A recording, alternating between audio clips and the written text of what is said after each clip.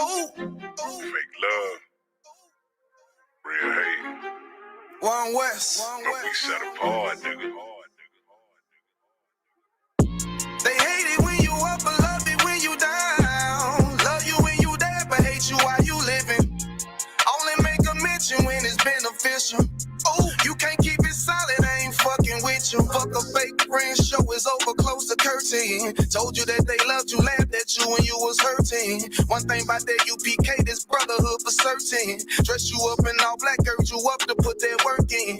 Same niggas that was on the block putting that work in. Abandon that lifestyle, cause now I know my purpose. Coming from a place where a black man life is worthless. 400 plus years, yeah, living out them curses.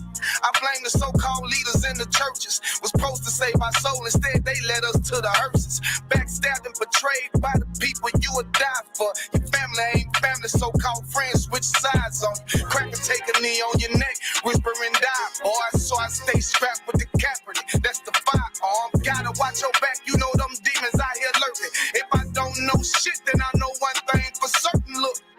They hate it when you up, but love it when you down. Love you when you dead, but hate you while you living. Only make a mention when it's beneficial. You can't keep it solid, I ain't fucking with you. They hate you when you up, but love it when you down. Love you when you dead, but hate you while you living. Only make a mention when it's beneficial. You can't keep it solid, I ain't fucking with you. I say fuck the fake love and disloyal behavior. Brotherhood is a weapon, but bitch niggas is contagious. Hating your elevation instead of hitting the pavement. Watching your every move and never give motivation. Situational friendships get way with adversity. And these days, just a little bit of your kindness a luxury. I'd rather you keep your distance, be a fuck nigga too close to me. Prefer to fuck with fear nigga than house nigga with notes on me. Get a shirt off my back for devoted niggas with loyalty. I noticed the lack of devoted niggas that's trustworthy if you ain't in no black. Ranked up, I give two fucks for free. Death before dishonor is a must. It ain't no choice for me, I'm bred different. Was never one to die, just bullshit, I'm fed different. Fuck all the information out of pulpits, I'm led different. Been taught to follow a code, Israel law, statutes, commandments, freely given, never sold, nigga. Chill. They hate it when you up, but love it when you down. Love you when you dead, but hate you while you living. Only make a mention when it's beneficial. You can't keep it solid, I ain't fucking with you.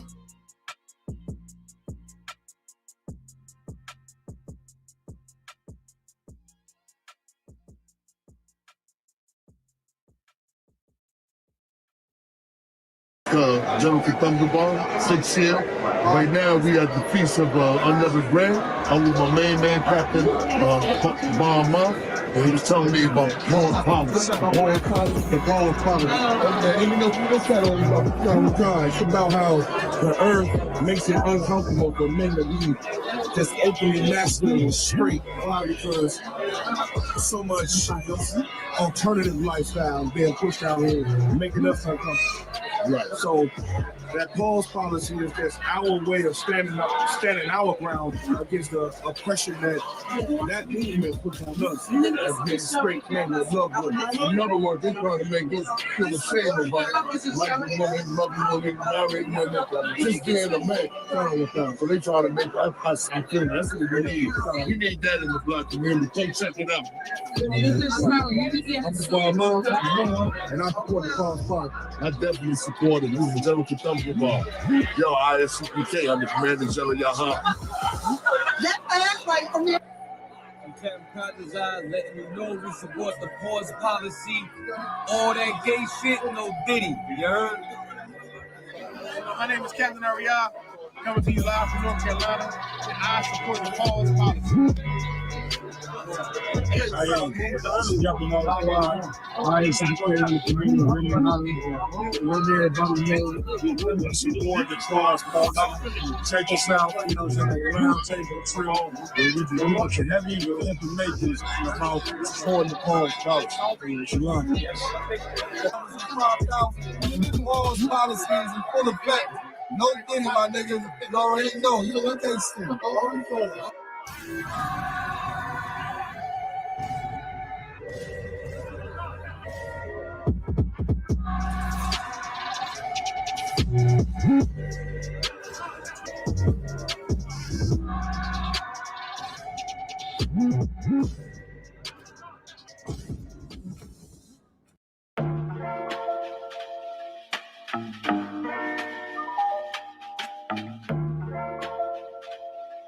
Yo. I stay away from the streets and the trouble to get in. Trying to stay strong in this world full of sin, but they wanna bring us down, they wanna see us win. They wanna kill us all, Lord, tell me, can I live? Can a nigga live? Can I live? Can a nigga live? Lord, tell me, can I live? I know the hatred's deeper than the color of your skin. So can I live? Can a nigga live? Can I live? Can a nigga live? Lord, tell me, can I live? Know the hatred's deeper than the color of your skin. Can I live? America KKK, land of the good, smokers, home of the slaves. And I'm just trying to be great. Tell me, how can I live with this drama every day? I'm a light, I'm a beam in this darkness. It seems that real life is a nightmare. Can I live my dreams on this earth? Since I was young, I realized I had a destiny bigger than the fiction that's disguised as what was best for me. Better than the hate and all the lies that be the death of me. As of late, since we've been hypnotized since elementary, thought it was my skin, but studied something that was new to me. They hate me because of what my ancient ancestors used to be. Healers, teachers, deities, not all of them were kings and queens. Our nature was natural, not supernatural. Now they call it magic and voodoo, that shit ain't practical. All the roots connected, always more to learn of that, you know. Don't let the shit go over your head. Same snakes up in the garden, but the skin just shed. They'll always try to convince you that it's all in your head. Just know you gotta do better before you hit your bed. I stay away from the streets and the trouble to get in. Trying to stay strong in this world full of sin, but they wanna bring us down, they don't wanna see us win.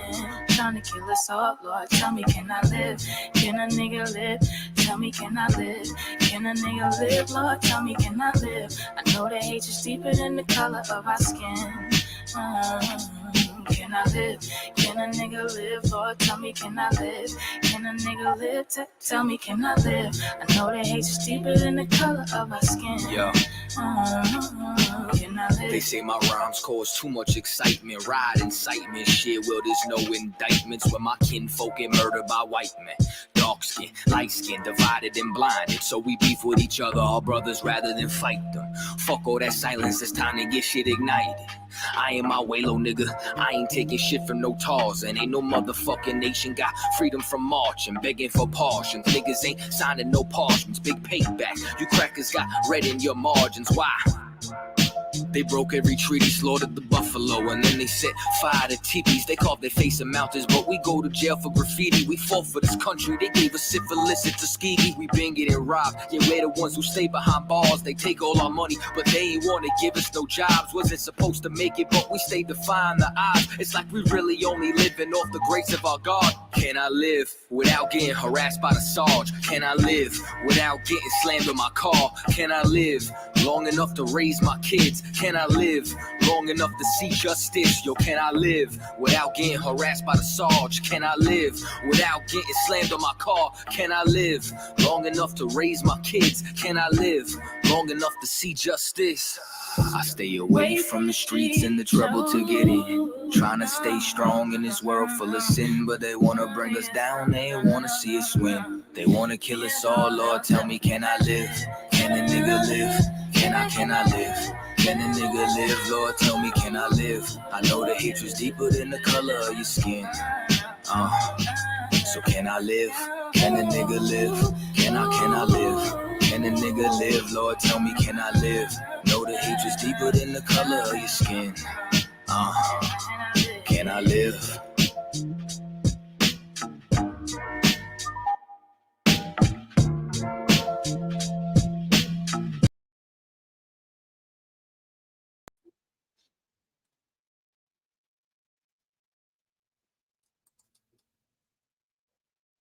Hey, shalom, Israel. This is the Isupk Milwaukee, coming out of 1 West Harlem, New York, under Commanding General Yohana. We are not affiliated with no other Israelite group, period. I know y'all see a lot of these nonsense that these other Israelite groups going through. We don't go through none of that. If you break off, you out of the Isupk. That don't mean we don't still love you. You just not in here with it. You understand? I'm Officer Kananya, going to be teaching you today about a little bit of a lot of bit of brotherhood. a little bit of scripture breakdown, also some of the current stories that's going on in today and how it correlates with brotherhood and how you should show brotherhood. Prepare for the next high holy day, which is the memorial of the blowing of the trumpets, which is October, Wednesday, the 2nd. And you can find that Leviticus chapter 23, verse 24 through 35. Again, get prepared. All you people going to Hebrew Academy, including myself, you might as well prepare yourselves. Because from what I hear, it's going to be a trial for the ages, if for lack of better words. Can't wait to get started, you know what I'm saying? And can't wait to push through it. The first thing I wanted to start off with today was 1 sec. Was is abortion okay according to the Bible or according to America? I think it's obvious what it is, because everything and anything that America does is totally against the Bible. They want to get you as far away from the Bible as they can. That's why they push so much of this propaganda in the media, and who soaks it up? Blacks, Hispanics, and Native Americans. Who's mostly on these social media websites scrolling daily on their lunch break, on just at home scrolling. They spend hours and hours on social media, which is women. That's why they cater so much to it, like a woman's feelings, and they bring out such things that make a woman feel good, sort of like the Christian church. You know what I'm saying?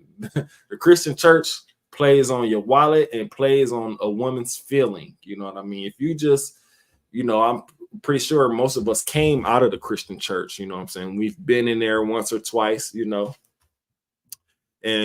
it was a breaking point that we all had. We must have been sitting there one day, heard the scripture, but we heard it broken down wrong, because obviously the pastor caters to the feelings of the people.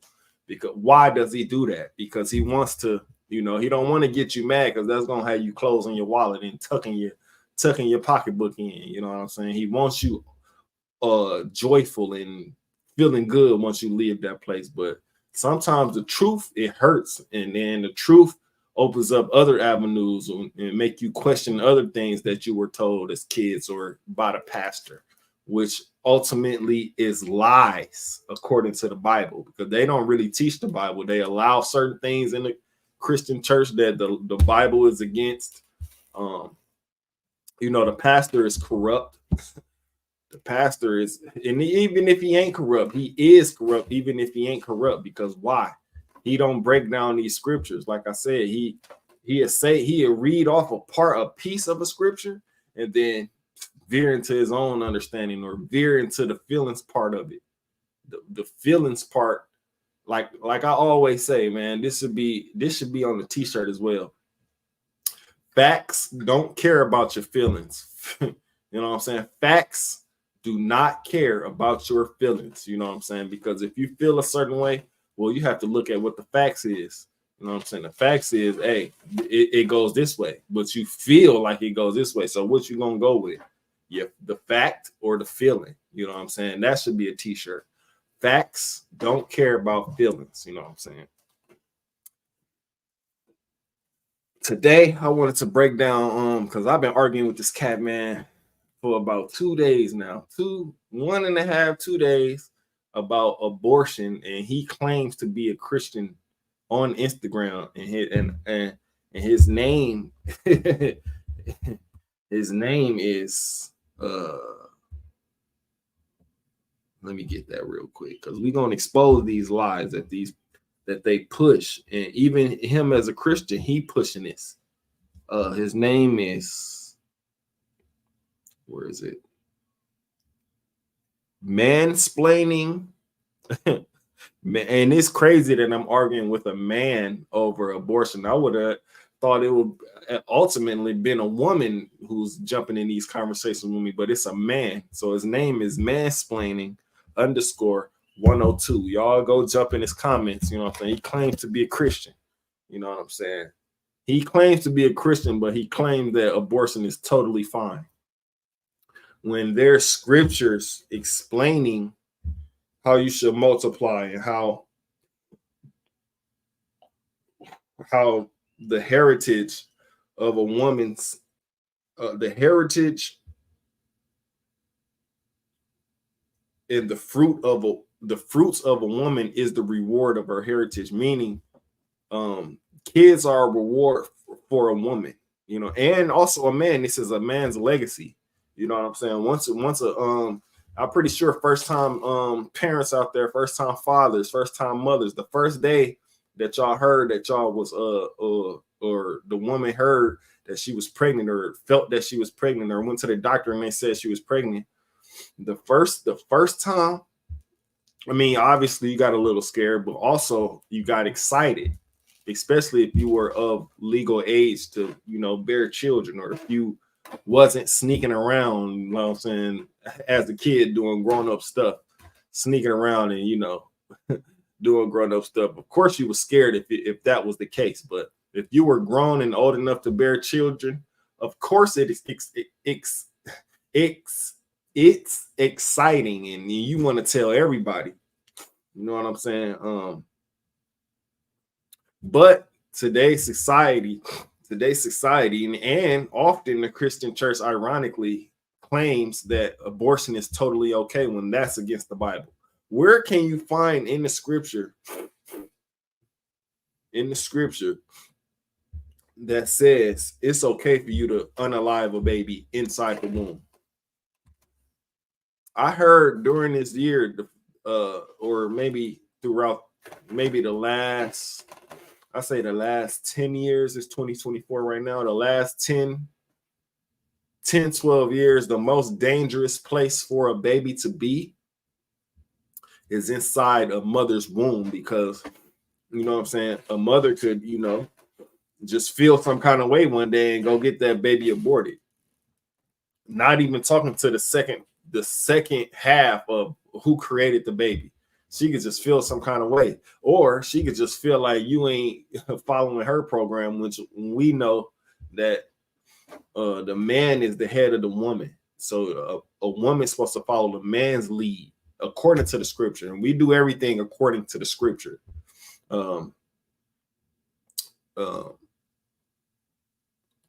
Yeah, so ultimately getting an abortion according to the scripture is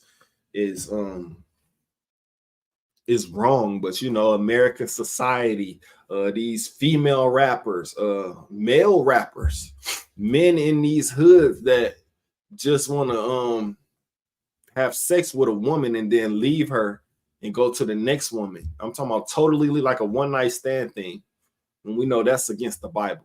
And also that this abortion thing kind of ties into brotherhood and sisterhood, because back in my day, which I always say, I was born in the 90s, of course, but we had grandmas, you know what I'm saying? Grandmas will tell you to keep that baby. Or if you don't want to keep that baby, have that baby. Still have the baby, but I'll take care of it. Like that was the solution to not wanting a baby back in the day. But today, in today's society, they want you to just unalive a baby, not telling you where the rest of where these remains of the baby going.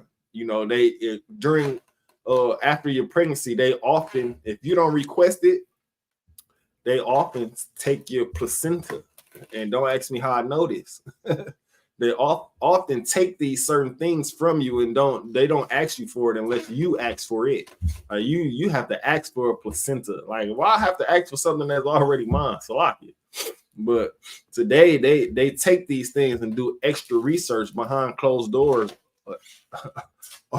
on these certain parts from a woman, like the aborted babies. Like they abort your baby, then they'll take the remains and dispose of it.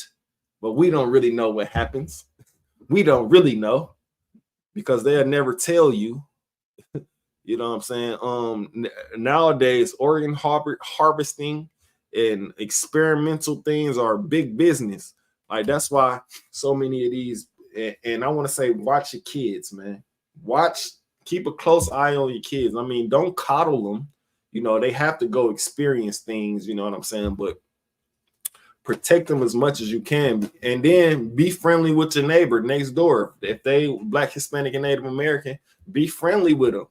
You know, get to know these people, because when you ain't home, they're home, and they can watch out for your kids. Like if they go play in the front of the yard or something like that, you know what I'm saying? You want to be mindful of who you live around. Go break bread with these people, you know what I'm saying? And today, that's a foreign concept. You move in a neighborhood, you don't know nobody around here. The first thing you should do is go knock on a couple doors, see who you live amongst. You know what I'm saying? That's showing brotherhood. That's showing, hey man, I just moved in this neighborhood. You know what I'm saying? I live right there. What's your name? Woo you woo. You know what I'm saying? We should throw a barbecue sometime. And that's showing brotherhood and sisterhood, because I'm pretty sure some of these areas, they do have the single women living in there. So, you know, and if you're the only man in the neighborhood or in the surrounding area, then that's good too. Because why? If you show that brotherhood to a sister, or show that sisterhood to a sister, and I'm speaking as husband and wife, then they gonna know, hey, we can go over there. He cool. You know what I'm saying? We can, that becomes a community. Once y'all surround y'all, I mean, not surround yourself, once y'all get to know each other. Because once you move, obviously, as a kid, we moved around a lot, but I was an outside kid, so I knew almost everybody in the neighborhood, and that's how it should be. Like, once you move in a new neighborhood, hey, go knock on a few doors. Go knock on this door to the left of you, this door to the right of you. You know what I'm saying? See who you live amongst, because these are the people that's gonna, these are your second eyes and ears, or third and fourth eyes and ears. Because once your kid get old enough, they're going to want to go outside, play in front of the house, play in the yard.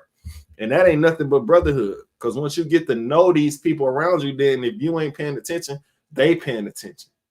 So if they see anything suspicious, y'all already, when you moved in, y'all already broke the bread. Y'all already got to know each other. Y'all already maybe invited them to a barbecue or into a card game, or they did the same to you. You know what I'm saying? We need to bring that type of brotherhood back amongst Blacks, Hispanics, and Native Americans, because we be so, once we move in the neighborhood, we be so, I don't want to say timid. We be so to ourselves that we want to move in, and well, it's probably a good thing when you first move in to move in at night. Because you don't want everybody to see what you got. But once you move in and get settled in, then go explore the neighborhood. See who your family live around. See, you know what I'm saying? You have to know these things, because like I said, that's showing brotherhood. That's showing that, hey, man, I'll protect yours as long as you protect mine if I'm not there to see it. You know what I'm saying? That's the ultimate goal, is to build a trusting community within the Blacks, Hispanics, and Native Americans, especially if a so-called Black family move into Native Americans, a Hispanic neighborhood, then you definitely want to go door to door, or go to a couple doors and introduce yourself. Hey, man, you know what I'm saying? I just moved in this neighborhood. You know what I'm saying? I live right there. You know what I'm saying? We should, have a barbecue, or, because, Blacks and Hispanics and Native Americans, we throw down on their grills, especially. That's like a specialty, like cooking all kind of things, cow tongue, cow head. Mexicans throw down with the corn, with that Mexican corn, and they throw that stuff on there. And yeah, that's a good way of introducing yourself into a new neighborhood. You know what I'm saying? That's a good way of just having that extra set of eyes and ears, for a friendly set of eyes and ears. Because once your kid, and once you, want to start going outside, they want to go play in front of the yard. They want to be in the yard. And you probably in the house taking care of something, fixing on the house, or doing something extra that got to do with the house. You just told them, don't, you know what I'm saying, don't leave from out the front of the house. You know, kids get curious sometimes. They go to that tree, then they go to that corner, then you know what I'm saying. So that extra set of eyes and ears is great for just showing a good community of people, because maybe you can do that for them. You know what I'm saying? Maybe, you know what I'm saying, they kids coming from school or something like that, and the parents ain't home, they locked out somehow. You can invite those kids over. Hey man, we got some sandwiches for you. You know what I'm saying? You know how kids be starving right after school. They feed the kids at 12 noon in the school. You know what I'm saying? So all the way to 4 o'clock, once they get out at 3:30, 4 o'clock, they be starving again. So you could break that bread with the other neighbors' kids and stuff like that. That's showing brotherhood. I care about your kids as I do my own, because that's how you build a righteous community. And I want to say, if you out there on Facebook, you know what I'm saying, join me on YouTube so I can see your comments and leave a comment. You know what I'm saying? Ask a question. You know what I'm saying? We always open to anything, as far as anything they got to do with the Bible. You know what I'm saying? Almost went off the rails right there, but Salakia. But yeah, that's showing that brotherhood, you know what I'm saying, within the community. And that's how you build a strong bond, you know what I'm saying? Because maybe this one day stuff might hit the fan, you know what I'm saying? You have to team up with the neighbor, with the surrounding neighbors, you know what I'm saying? Y'all have to build, maybe y'all have to build that for it. And I ain't gonna say nothing too extreme. Maybe it's like a zombie apocalypse. I don't know. Y'all have to build that, you know what I'm saying, that decorum with each other, understanding to, hey, well, what's our next move? What's our next move? Because individualism are only you won't survive being an individual. You need teamwork and brotherhood and sisterhood, in other words, to survive anything like that. Maybe, you know what I'm saying, it's a Book of Eli situation where everything is going back to the bar system. Maybe they got something you need and you got something they need, and y'all can make a trade. You know what I'm saying? That ain't nothing but brotherhood. It's like,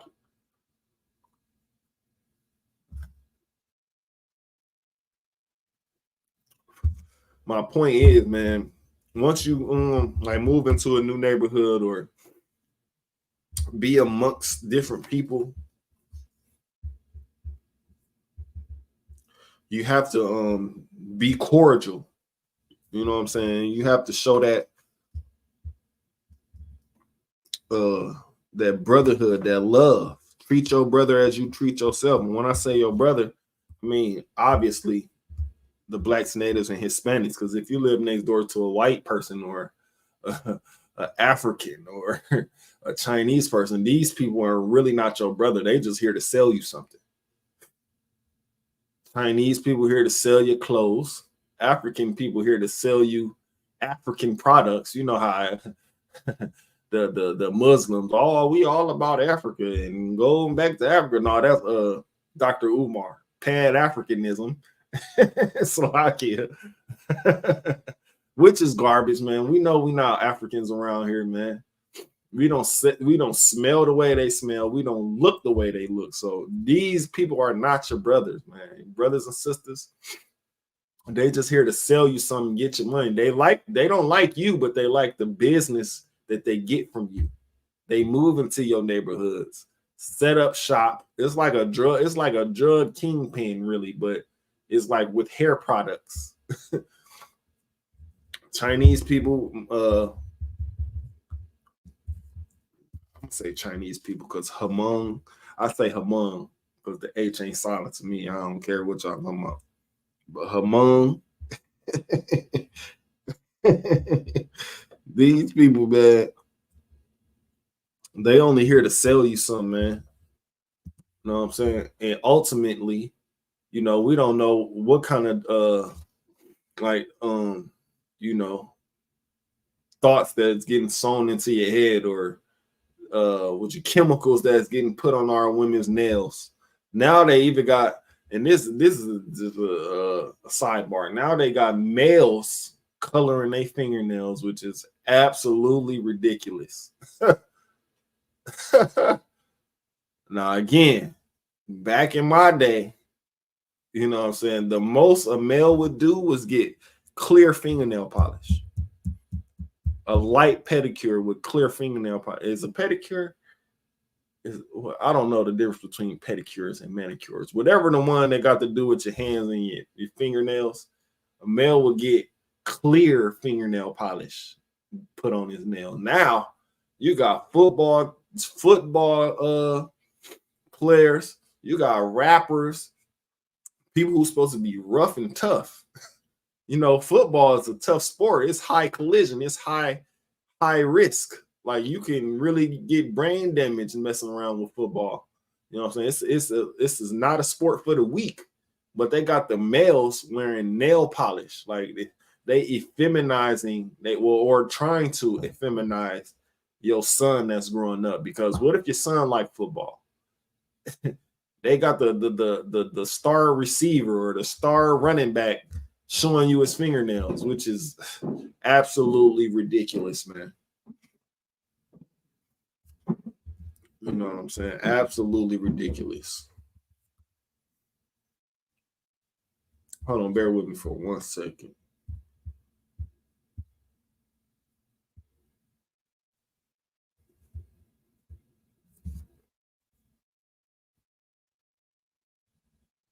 Okay. So, yeah, back to this brotherhood though, man. Yeah, just be friendly in your neighborhood, man. Don't try to be all act like you better than somebody, because the next thing you know, your house getting ran into. You know what I'm saying? Things start happening to you when you think you better than somebody, even though y'all live in the same neighborhood. That's why breaking bread is so important. Getting to know your neighbors is so important, because we all going through the same things and we live in the same neighborhoods.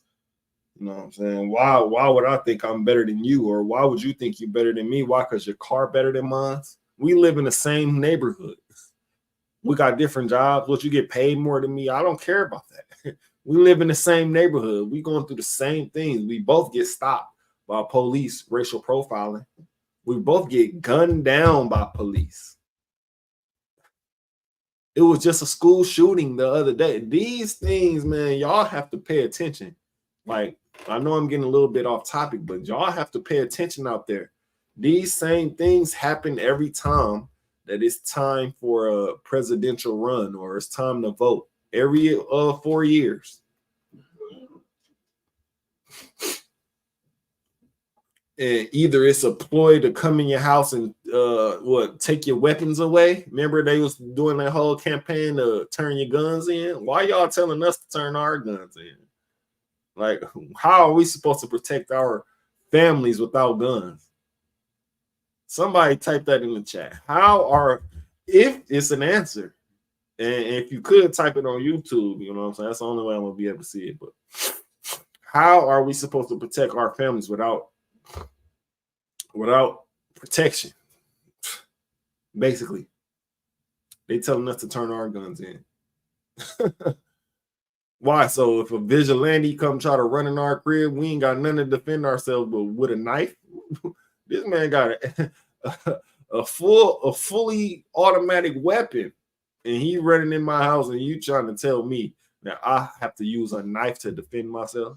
Negative, man. Negative. But like I was saying, back to what I was saying, these type of tragedies, like school shootings, police brutality, missing children, and missing children is ongoing. That's the epidemic right there. Missing children. And I ain't gonna say the reasons why they missing, but I can say reasons on how to prevent a kid from missing. You know what I'm saying? Ain't nothing illegal with getting your kids' shoes and clothes tracked. Put a tracker in there somewhere. Like, you ever seen Enemy of the State with Will Smith? How they tracked his watch, they tracked his pen, they tracked his shoes. Like, it ain't nothing. Y'all do that to animals all the time. Y'all put a tracker right in the animal to let you know where it is if it just so happened to run away. I ain't saying put a tracker inside your kids. I'm saying put a tracker And that's if y'all that paranoid, because obviously, you know what I'm saying, we got the Lord on our side, but sometimes, you know what I'm saying, the evils, you know what I'm saying, got different plans. You know, they always gonna go against the Lord, but you know, we obviously protected by the Lord. But I ain't saying put a tracker inside your kids. I'm saying, you know, take a pair of their favorite shoes or something. Or better yet, put in a backpack. And you can let it be known, hey, this is for your own good, man. I have to know, it's important that I know where you are at all times, because why? Trafficking, kidnapping is at an all-time high. I should Google the numbers right now. It goes up and up and up every year. You see more and more plaster missing photos. If it ain't online, it's in Walmart. If it ain't in Walmart, it's in Sam's Club. If it ain't in Sam's Club, it's in Woodman's. If it ain't in Woodman's, it's in Pick and Save. Like, and the list goes on and on. You know what I'm saying? But they don't plaster that stuff on the news. What do they plaster on the news? Your favorite rapper going to jail? Like, that's why, man, y'all better watch y'all kids, and also show that brotherhood to one another so y'all can watch each other's kids. Like, it really does take a village sometimes. Because you ain't going to be always having eyes on your kid 24/7. Like I said, they're going to be outside in that yard playing. They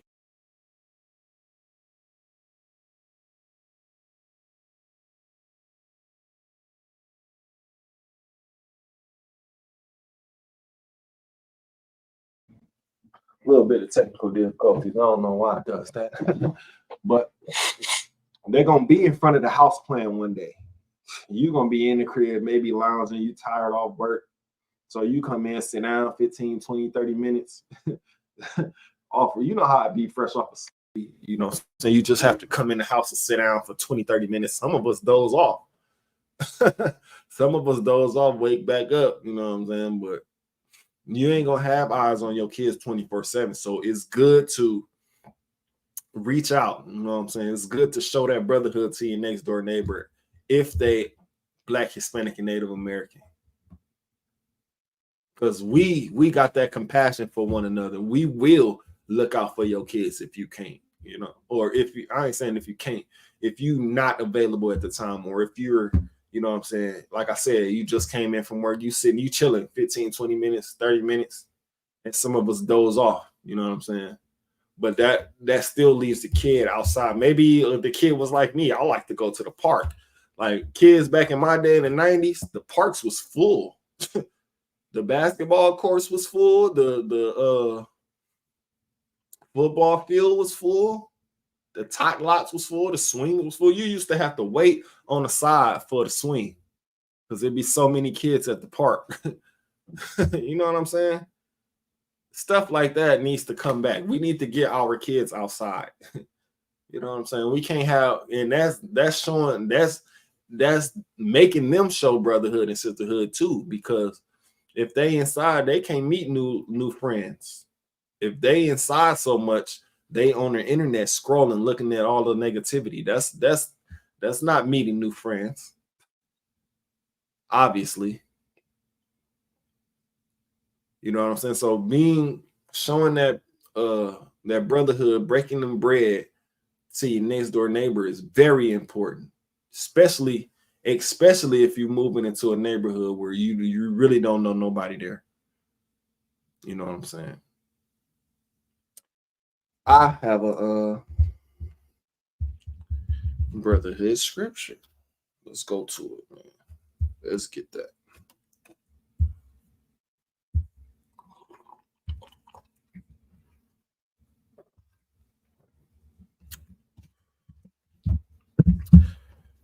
Matthew 25 and 40. Matthew 25 and 40, man. Y'all have to realize, man, we all still in our captivity. We Black, Hispanic, and Native American, so we all can use each other. you know, in our blind spots, if that makes sense. We can use another brother in our blind spot, or even for help. You know, we might live in a neighborhood where we don't know nothing about cars, but our neighbors do. You see them out there working daily on cars. You know what I'm saying? It's nothing to go up with a beer or something. You know what I'm saying? You know, it's nothing. You know, show love like the South do. You know what I'm saying? The South, they show that love. If you ever been in the South, like the southern states, you know what I'm saying? It's totally different than the North. Like I used to take trips every year to Atlanta. It's way different than if you walk down the street in Atlanta, it's way different than you walking down the street in Milwaukee. Why and how? Because in Atlanta, you walk past somebody, they're gonna say, "Hey, how you doing?" You know what I'm saying? They're gonna speak. "Hey, what's going on? How you doing, brother?" "All right on, brother. You the man, brother." You know what I'm saying? Stuff like that. But up north, you walk past somebody up north, you getting mugged. You getting looked up and down. And that's something that we have to move away from, because we see other blacks, Hispanics, and Native Americans as enemies, which we shouldn't. We should see them as brothers. You know what I'm saying? We should see them as an extension of yourself, or see them as you see yourself. You want to protect that brother. You want to let it be known that it's all good over here, man, so he can put his guard, or not put his guard down, so he can feel at ease. You know what I'm saying? Up north, people is so wound up. I don't know why. I don't know. I think that's just a northern thing, but I'm not sure why. People are so wound up north. We have to show more brotherhood up here. You know what I'm saying? If that's something that we can duplicate from the South, I think that'll make it easier to come back together as Israelites. You know what I'm saying? Being from up north and going down south so many of my years, you can see the difference in the cultures. Because Southern, they friendly. You know what I'm saying? Grandma still sit on their porches down south. They'll say what's up to you walking past, you look on their porch, or you just look towards their way, that's "Hey, baby," or how you doing? You walking past somebody, they'll say "What's up?" But up north, you walk past somebody, they mugging you. They looking you up and down. You know what I'm saying? For what reason? I don't know. Maybe because we oppressed. And that's, you know what I'm saying, that's something that we have to change as a whole by coming back to these laws, statutes, and commandments. What did I say? Matthew chapter, I think I said 4. Man, I be getting carried away sometimes, but that's good. You know what I'm saying? You have to get it out, because everything, it all comes back to showing brotherhood, showing that we protect us. We should be patrolling our hoods, not these devils who only looking to devour you. They only looking to choke you up. You just seen what happened to Tyreek Hill not too long ago. That shows in America that as a Black, Hispanic, and Native American, man, that it don't matter how high in status you is. It don't matter how much money you make. You still a nigga. You still could be treated as a hardcore criminal, even though you did nothing wrong at all.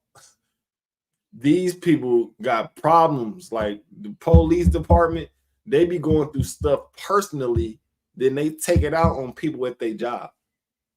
Facts. Factual. And then you hear, one thing you hear, oh, they got fired.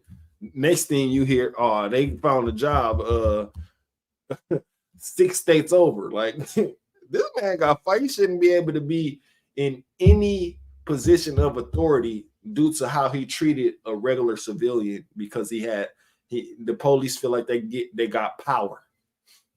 When the police ain't nothing but public servants. They supposed to serve the public, not terrorize the public.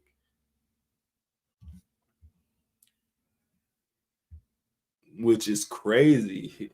If we could just see that right there. Like, I watched this and this is a sidebar too, by the way. I watched this YouTuber. His name is I think it's the Terminator Tyrant. Y'all look him up. The Terminator. No, he's the Tyrant Terminator. The Tyrant Terminator. The Terminator Tyrant. One of them. The Tyrant Terminator. He based out of Chicago. So basically, this is what he do. Hold on, let me get the scripture before I move on with the sidebar. Oh, that's Matthew 25. Salakia. Matthew 25 and 40.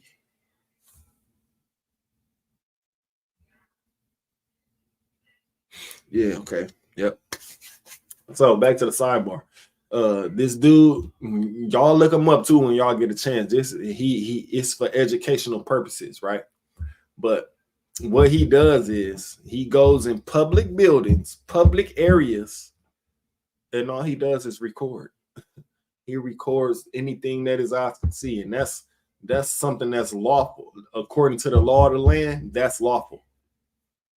According to the law of the land, you can record anything that your eyes can see. Like if it's a closed door or if it's a blocked off area, then that would be breaking the law. But he goes into these places, just doing a little bit of recording, right? The people in these places, man, they get so angry with this dude for no reason. And then at the end of the video, he ended up proving them wrong because they called the police on him. Like some of them they yell at him, they force him out, and then he end up, writing complaints. People end up getting fired and all this kind of thing, But just all that, just to prove that he can do something. Like he going in these places recording just to prove that he can record, but the people don't like it. So they end up calling the police. That's just like what the Bible got going on. We out, when we at camp, we out speaking the truth. You know what I'm saying? Telling the truth loudly, lifting up our voice like a trumpet. Some people don't like that. So they call the police because they in their feelings. You mad that I'm reading the Bible? That's exactly what he doing. And they mad because he doing something legal, well within his legal right to do. But they call the police because they feel like he shouldn't be doing that. Just like when we go out there, they feel like we shouldn't say what we say. But we don't make nothing up. We come straight out the Bible with whatever we teach. Now, if you pull it to the side and off camera, we have, same conversations as people in the barbershop. Same conversations as, people on a barbecue, at a barbecue. But when it comes down to the Lord and how he wants us to live, we're not going to spare no feelings. You know what I'm saying? It's all truth. If you don't like the truth, then you live in it. You must be going by obey them. So if you don't like the truth, you must be a furry, what they call a furry. That's when somebody think they're a cat or a fox or a wolf, right? If you don't like the truth, you must be one of them people. Like, and I ain't gonna say it because we just got our Facebook back. Y'all know what I'm saying out there. Salakia. But if you don't like the truth, then you don't like this Bible. And if you don't like this Bible, you're against God. That's the truth. If you can't bring yourself to figure out that, man, everything in this Bible is coming to pass, especially things in Revelation, especially things like you will be brought to Egypt again with ships. They got so many movies, and I ain't saying that the movies is automatically true because they show it, but they show it. They show the journey over here. I mean, that's something that really happened. They didn't steal Africans from Africa. They stole Israelites. And if you somebody in America as a Black, Hispanic, or Native American, as a Black, mostly, because don't know Mexican don't know Hispanic or no Native American call themselves black. But and you claiming to be African, you lost me because that continent was not called Africa. Like, you're naming yourself after a man that his name was what is it, Africanos or something like that. They just named the whole continent Africa. But you saying you one of his people if you saying you African. Clearly. But let me stop doing these side notes, man. But sometimes you just have to get it out because that's the truth. The truth, like, it just comes to you have to get it out quick. You know what I'm saying? Especially, you know, I'm trying to teach a class of people who probably don't know these things. Yeah, so what the scripture I pulled was Matthew chapter 25 and verse 40. You know what I'm saying? I'm gonna wait till y'all get there a little bit. Hey man, football season started. Who y'all got? Shout out y'all Israel. The Bears ain't gonna do nothing this year though. That's a little inside thing, you know. Shout out to the Isupk Chicago. Them Bears ain't gonna do nothing though. Slocky. Hey, Slocky.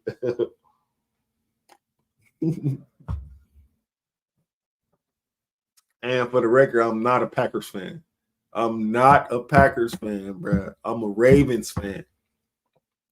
But it don't look like they're gonna do nothing either. Like, back to the fact of the matter, right? This is the book of Matthew, chapter 25 and verse 40. Letters in red, so obviously you know who's speaking here. If you don't, our king is speaking, right? Yahushua. Let me see.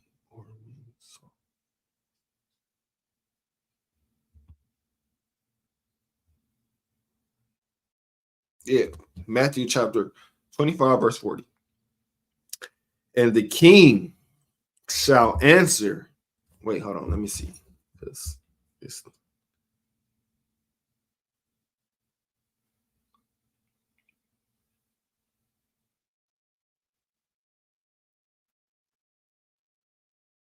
Okay, we're gonna start at 35. The book of Matthew, chapter 25, verse 35, right?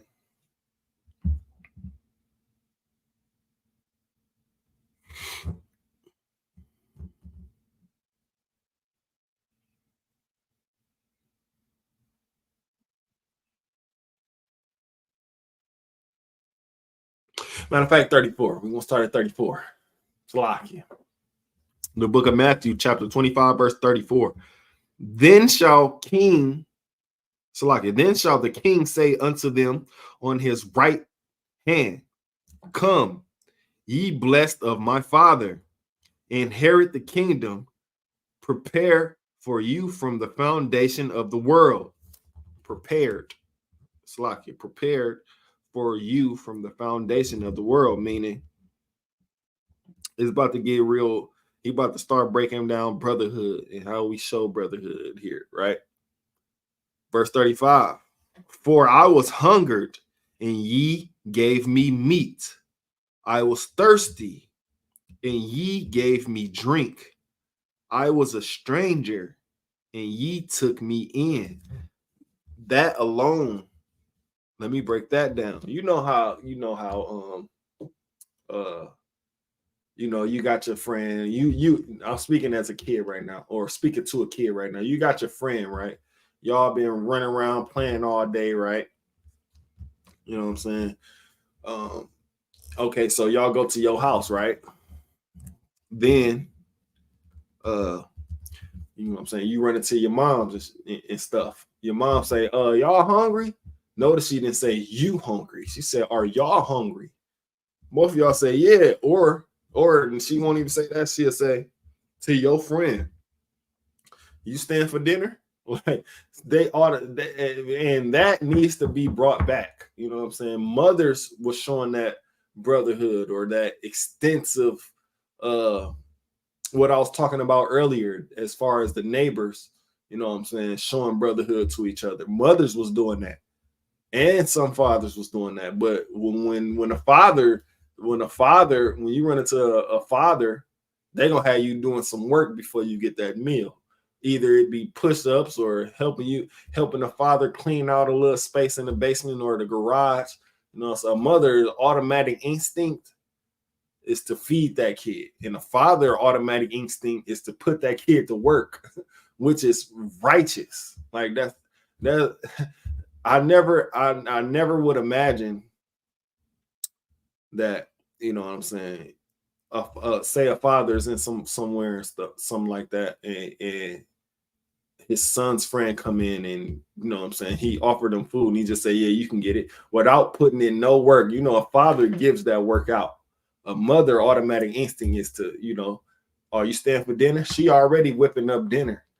So it ain't nothing to her to add another, you know what I'm saying, say she got potato, add another potato for him, add a little extra jambalaya rice to it, you know what I'm saying, right, lawful jambalaya rice, obviously. But, you know, it's nothing for a mother to, you know, add a little thing, and she'll say, well, you staying for dinner, right? That's what's going on right here. He said, for I was hungered and ye gave me meat. Y'all been playing all day. You come in, you stand for dinner, she's gonna feed you, right? I was thirsty and you gave me drink. Y'all need something to drink. We got bottled waters, we got juice, we got what y'all need. Ultimately, come breaking all the way down to showing that brotherhood. Because if my son hungry, obviously his friend is hungry. If my son thirsty, obviously his friend is thirsty. I want to show that, you know what I'm saying, this is how a village gets to be built. I mean, I don't say gets to be built. This is how a village starts, because by you doing that, he's going to grow up and he's going to do that, because his son is going to be outside all day playing or whatever the case, all day working. You know what I'm saying? Come back. Oh, are you hungry? Are you staying for dinner? You know, things of that nature, right? So it's really sowing the seed of brotherhood, right? And then it say, I was a stranger and you took me in. Now this last part is a little deep. Sometimes, you know what I'm saying, one of your kids' friends could be going through a hardship at their house where you have to take them in for a little bit just to relieve the mother or the father of a little bit of stress so they can get back on their feet. And when they say you a stranger,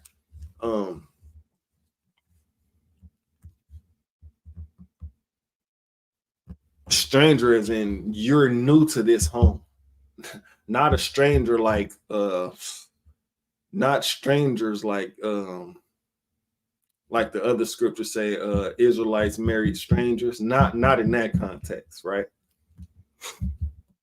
Verse 36, it says, naked and ye clothed me. Obviously, again, now I'm breaking this down to as a parent and as a child sees his as my child and his friend, right? So it says naked and ye clothed me. Sometimes, you know, we notice this as parents, you know what I'm saying? You look at your child and you look at your child's friends or whatever. Sometimes their clothes don't fit, or sometimes they got holes in their clothes. Sometimes they don't have shirt on at all. They be shirtless around here, and you could just tell that his parents is going through a financial hardship. So what do? You say, man, you talking to your kid, you be like, man, give him some of your give him something to wear, you know what I'm saying? Let him wear one of your old shirts or your old clothes, right? Just obviously showing that brotherhood and showing that a village cares about this person, right? I was sick and ye visited me. I was in prison and you came unto me. That's how it always go, right? Sometimes when you sick, you over your especially if they got like a granny living with them, an old grandma. She come with them remedies, man. You drink some hot tea and you drink this, maybe a cinnamon, some ginger or something like that just to bring the fever down, or you know what I'm saying, a grandmother. And that's why I'm saying, man, sometimes we have to go to our grandmothers, man, and write down some of these remedies that they got, because the remedies work better than the medicine sometimes that the doctors give us with no side effects. The remedies got no side effects. But sometimes the medicine that the hospitals give us do have side effects. Message, right? Crazy. I was in prison and ye came unto me.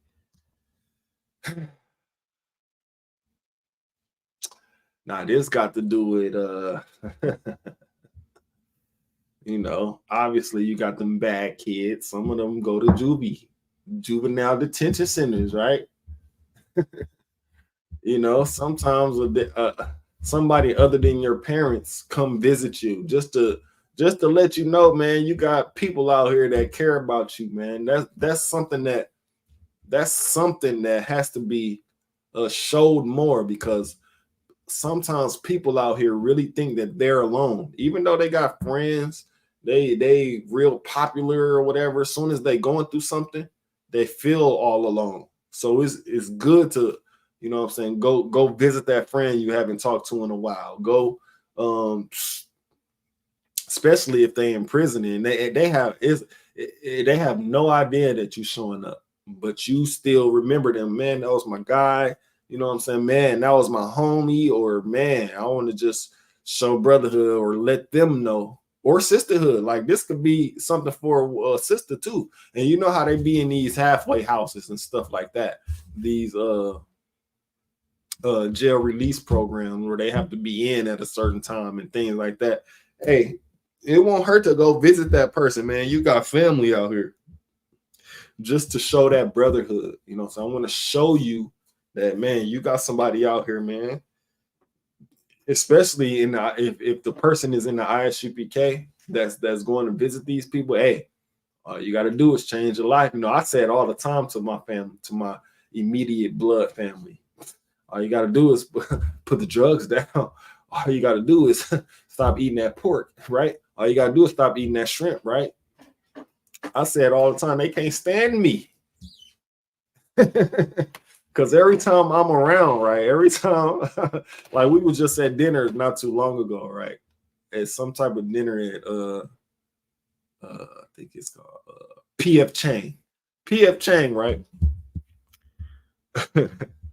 And this hurts me to say, but my grandma, the church lady, Slovakia, sorry, apologies if you're listening, but I gotta bring the truth out. You know what I'm saying?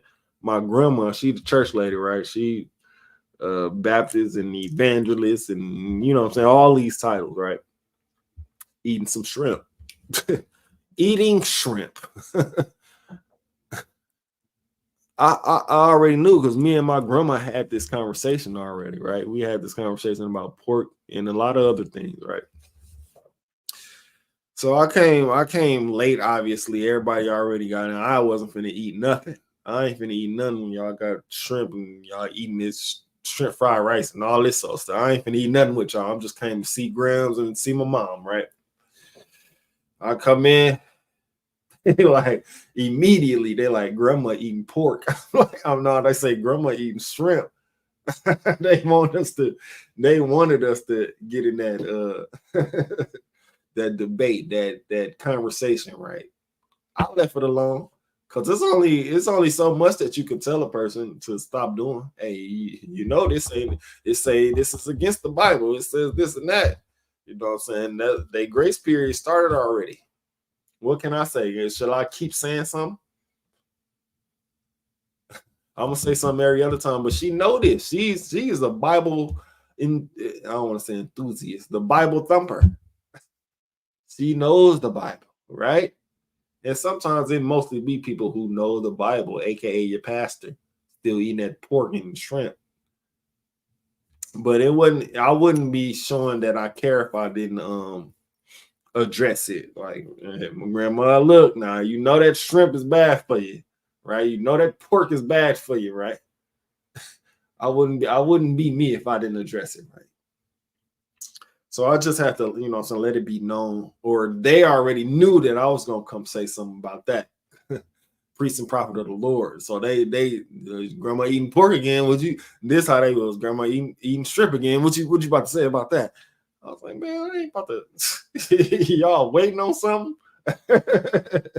Y'all cool. They waiting on something, but obviously grandma know that that's not what she should be doing, right? But hey, you only can let the law, statutes, and commandments be known. It's up to them if they follow it, right? back to the scripture, right? Verse 37. Then shall the righteous answer him, saying, Lord, when saw we thee and hungered and fed thee, and thirsty and gave thee? Wait, Salaki, let me read that over. This is the book of Matthew, chapter 25, and verse 37. Then shall the righteous answer him, saying, when saw we thee and hungered and fed thee, or thirsty, and I gave them drink? Meaning, when I seen them, they was hungry, I gave them,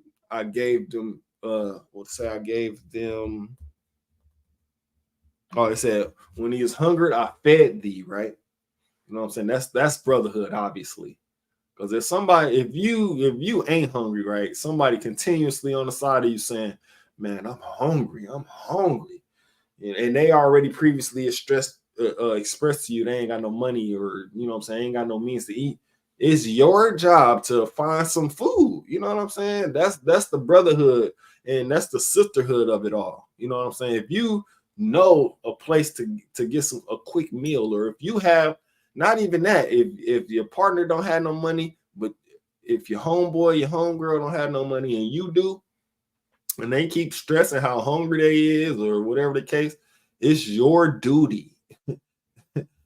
According to the Lord, man, it's your duty to show that brotherhood to that sister or that brother, man. Look, I got a couple dollars, man. You can go get you a cheeseburger or something. We're going to go get you a cheeseburger. Or we're going to get you, you know what I'm saying? We're going to go get you something to, you know what I'm saying, stop the noise in your stomach. You know what I'm talking about? That's brotherhood. Who calling me? Oh, mother's calling. Mother's calling. Salakia, 1 second. But that's brotherhood right there. Hold on 1 second, y'all. 1 second. Because it is kind of an emergency, so.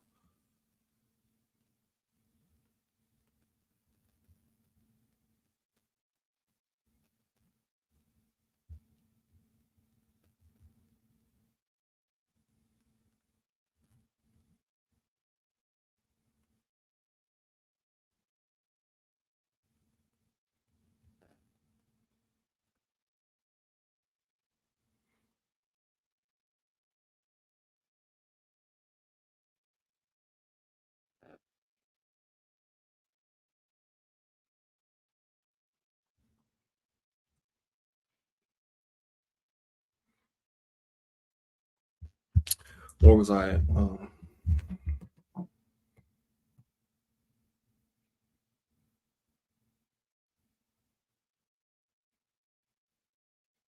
Right, what was I saying? Yeah, if you got the means to feed your brother or sister, then do it. You know what I'm saying? That money going into a good cause. It's not going down the drain. It's not going on no drugs. It's going to help your brother get over his hunger. Help your sister get over her hunger. That's the righteous thing to do. Show that brotherhood. You know what I'm saying? And especially to you scum of the earth, you scumbags out there, to where y'all going somewhere, or everybody in the car, right? Y'all pull up to a drive-through of a McDonald's or of a Burger King or something like that.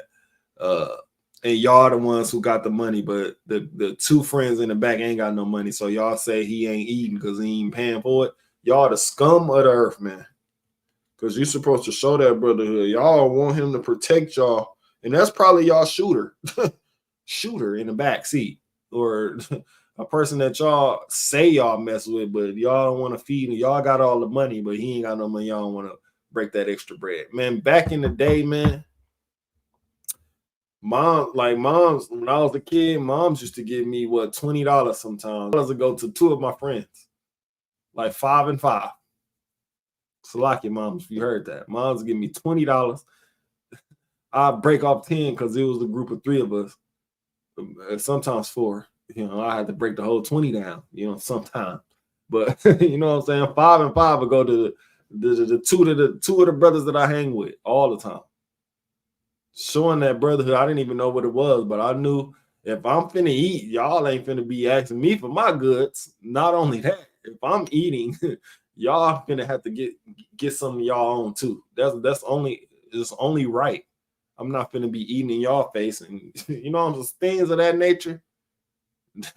That goes against what the Bible is teaching. Which the Bible teaches brotherhood, man. Show that. Feed your homeboy or feed your homegirl if you got the means to. Show that brotherhood. They're gonna always remember it. As soon as we get older, hey man, I remember you did this for me.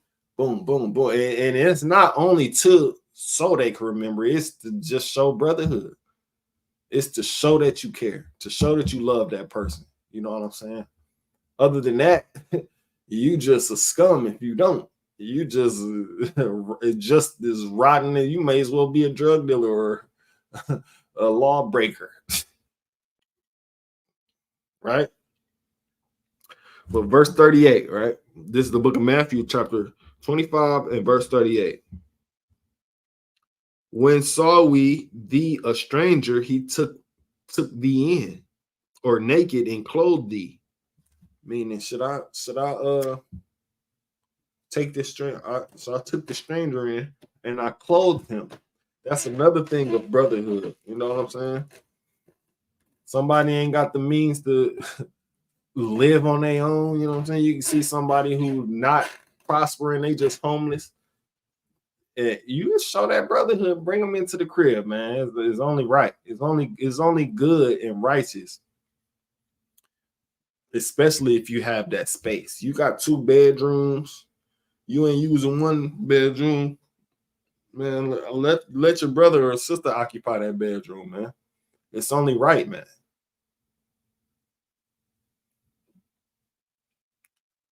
That's showing them the ultimate love. You know what I'm saying? That's by not only housing them, but showing that action towards brotherhood or sisterhood. You know what I'm saying? And with the clothes too, also.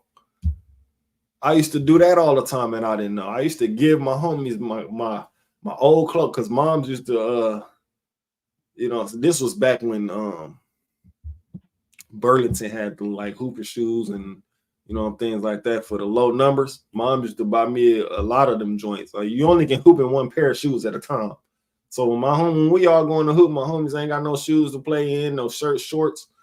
Man, you can wear this, man. Ain't nothing. I wash all the time, right? You can wear these shoes, man. You can wear this. You know what I'm saying? Stuff like that. I didn't know I was showing brotherhood back then. These are the facts, man. That's only right. Clothe your brother, man. He ain't got no clothes, no shoes. Clothe him. Show him that you love him. That's how you show right there. Because people say they love things all the time. People say they love God. But they don't follow these law, statutes, and commandments, which makes it a lie. Because according to this book, according to these scriptures, love is an action word. You have to show me. Show me that you love me. You can say it all you want to, low-key. You say it to me and don't show me, you might as well go in one ear and out the other. Right? Verse 39.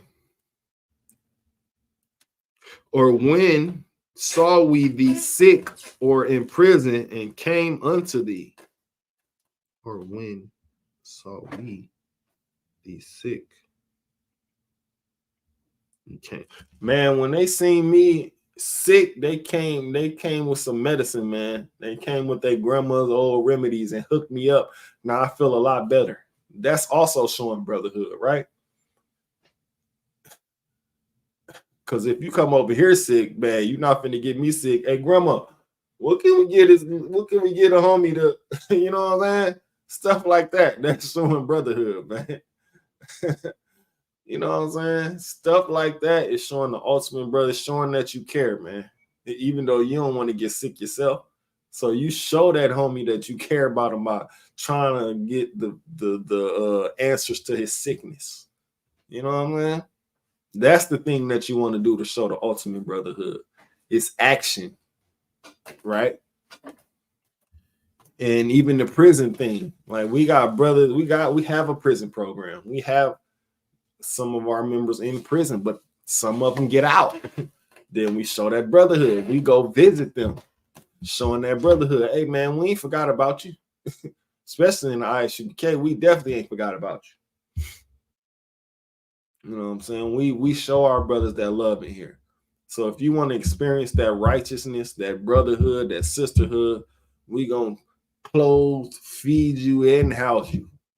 You may gain 50 pounds, like yeah. But that's better than that's better than being homeless and hungry, man. Right? Brotherhood is better than being homeless and hungry and feeling like you don't have anybody in the world when you obviously do. Right? Some people say, man, I was on my own since I was 14, or I was on my own since I was 12. Not in here, you ain't. As soon as you come in here, you not on your own in nothing that you do. Some people got pride. Some people got, you know, I don't know what some people are, complex maybe. But if I need some help, now I got brothers. I'm asking my brothers and sisters, hey, you help me? You know, I got this coming up. I got what's the worst thing they can say? Hey man, I can't do it this week, but next week, or man, I can't do it this month, but next month. Like, and that's the thing about being in the Isupk. We gonna find a way to help you, brother, sister.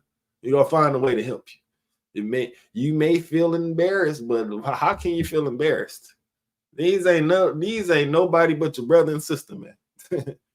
They see themselves as you. So if they was in that same position, they will ask you to help them the same way as you helping them. It's only brotherhood and sisterhood. You know what I'm saying? Putting the action behind these words. You can say whatever you want to say, but where's the action at? That's where the brotherhood, the sisterhood kicks in at, right there, the action, right? Verse 40. And the king shall answer and say unto them, verily I say unto you, inasmuch as ye have done it unto one of the least of these my brethren, meaning if you did it to the least of us, if you showed that brotherhood to the least of us, or if you didn't show that brotherhood to the least of us, right?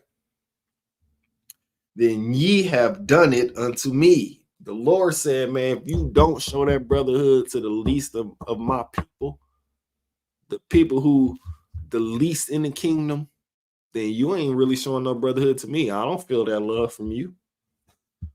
Or if you did show that brotherhood to the least of the kingdom, if you did put that action behind it, then you showed me that you care about your brother, you care about your sister. You showed me that you willing to put action behind these words, man. That's all the Lord looking for. It's action. Why? Because the Christian church ain't putting in no action. The only action they doing is we gonna pass that plate around and the action and he gonna work it out. He gonna work it out. That's the action they doing. Salaki, I don't mean to be slandering the people, but the churches and stuff like that. But I don't really think it's slander because it's the truth. And if you don't like the truth, this ain't where you should be. If you don't like the truth, Baskin and Robbins is where you want to be. Be cool. You want 31 flavors? You know what I'm about? Slovakia. Right? If you want the truth, man, if you want something to help you prosper, because putting that pork and shrimp down, me telling you, that's a part of brotherhood. Me telling you to do that, me telling you not to do that, that's a part of brotherhood. If you didn't know.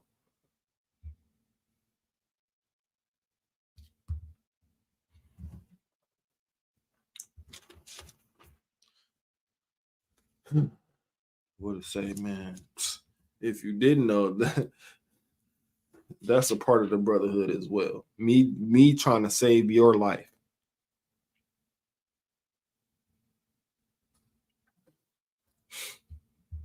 You know what I'm saying? That being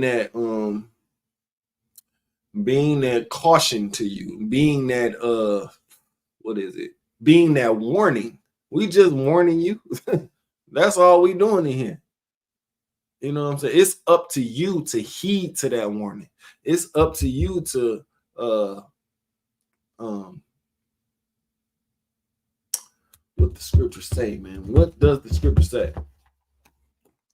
I don't know. What does the scripture say? I don't wanna butcher this scripture, man.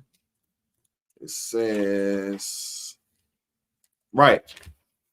He that turned away with his ear. Like, you supposed, if we telling you, look, you're not supposed to eat this, you're not supposed to eat that. We giving you that warning.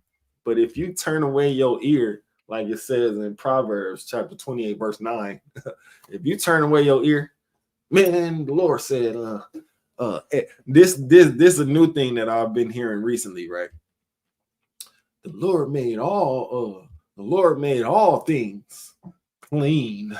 And God said, right? The Lord made all things clean. And okay, so why in the Levitical law it says this is unclean to you? Like, they don't got no answer for that. And another one that you hear is, well, all you got to do is pray over it, sanctified and prayified and sanctified over it, and it's clean. Well, then that's when you ask them, well, where it says that at? Because if it don't say that, then you are a liar, according to the Bible, man. We don't speak our own words sometimes. When I say sometimes, if anything that got to do with the Bible, we don't speak our own words. Outside of this, when we breaking bread and we having a little casual talk, outside of teaching, then you might catch a little casual conversation from one of us. Because at the end of the day, that's brotherhood too. You know what I'm saying? We can have a conversation outside of this Bible. But when it comes to doing action, when it comes to serving the Lord, when it comes to actual righteousness, these scriptures, we do everything that the Lord says do in his Bible. And if you don't, then, you know, mysterious things going to be happening to you. Things start happening once you start ignoring the Lord. Then you yourself get to wondering, well, why is this happening to me? I did everything. I didn't do nothing. That's the point. You didn't do anything according to the Bible.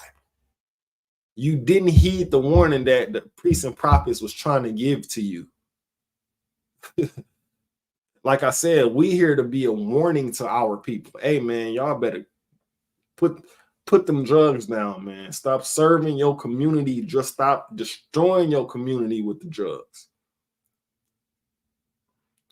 Women, stop dancing all half naked on TV. And I was just, again, one more sidebar. I was just arguing with somebody about women wearing them thong bathing suits with the cheeks out.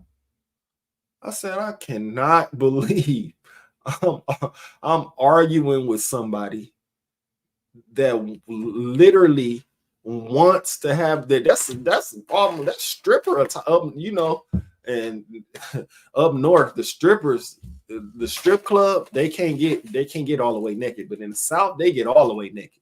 So up north, that's stripper wear.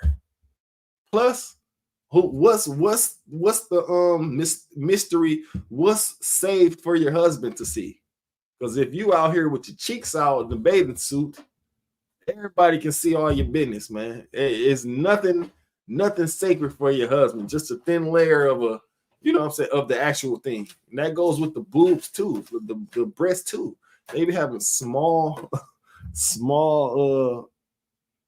tops on with the breasts hanging all out the side. Like, what's reserved for your husband? And when I say a husband, Oh my God, things that hit the fan. Well, we all don't want to be married. Well, that's when y'all know what I went to. Well, according to the Bible, sex is marriage. So if you having sex, then you married to whoever you having sex with. They say, oh, well, don't nobody follow the Bible. Oh, don't nobody follow the Bible no more. Just remember, I said that we are the warning to you. If you don't listen to it ain't like we telling you nothing bad. We just telling you to cover up. And they have a problem with real men or priests and prophets of the Lord. It's like we telling them to go sell a body somewhere. We only telling them to cover it up. Cover it up a little bit. You know what I'm saying? Cover the cheeks. You don't have to have your cheeks out. That should be reserved for your husband only. Then it went to, man, look, the conversation was going all the way left to where I realized, man, some of these women out here is crazy. Well, I've been knew it, but when you really look at it, some of these women is crazy. Like they putting plastic in a body, like close to their heart, and switching the fat from their stomach close to their butt. Like what possessed y'all to do that? Attention. That I was just talking to my rib about this. Attention is that's some sort of drug. The social media done got y'all wanting many attention. That's why they got the views on there. You get this many views. You got this many views on this. Like attention. Crazy work, man. Crazy. When they look at us like we saying something wrong for telling them to cover up. Man, what's wrong with getting a normal bathing suit? It ain't even it's extravagant bathing suits out here, but they cover you up. You can still look good. Your cheeks don't have to be out. And that would be brotherhood, or that would be me showing brotherhood to a sister by telling her, man, it's kids around here. Cover that up. Oh, the kids ain't looking at me. I won't want my kids seeing my wife's naked behind or my naked behind. So why would I allow them to look at your naked behind? That's something that society allows to be pushed, whether it be on these baddies, bad girls club, the Jocelyn Cabernet. They got all kind of things going on. Women on there fighting half naked, doing lesbianism. You name the abomination is on TV right now. That's why I said, man, America has to be destroyed. Because they allow what's going on. That's my mom's right there, y'all. Darling number 4. Shalom, moms. But I was just, that's the reason that America has to be destroyed. And that's exactly what's going to happen according to the Bible. Why? Because America is spiritual Sodom. The women letting it all hang out. The men is selling drugs, killing their community, killing each other. Y'all think we bring them drugs and guns into the neighborhood? No, it's a plot. The so-called white man dropped that stuff in our neighborhoods, man, for us to sell it. So he can create something called crime, war on drugs. Then he come lock you. Back in the 90s, it was a thing called the 3-strike rule.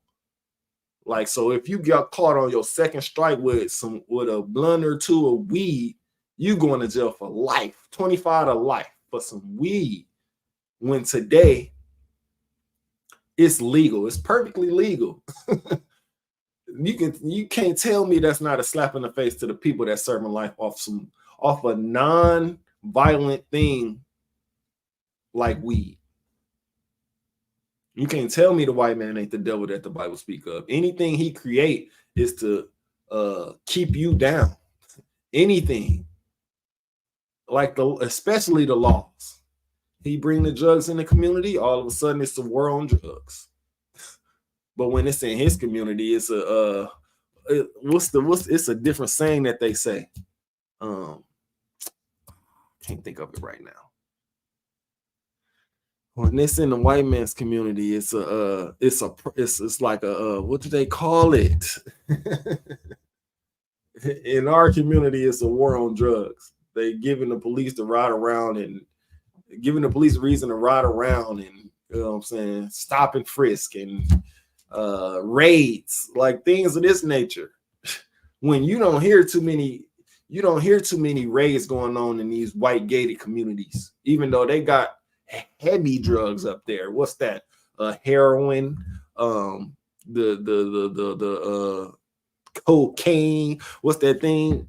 Nas. There's a new thing called Nas. I think, I don't know if it's new or not, but Nas.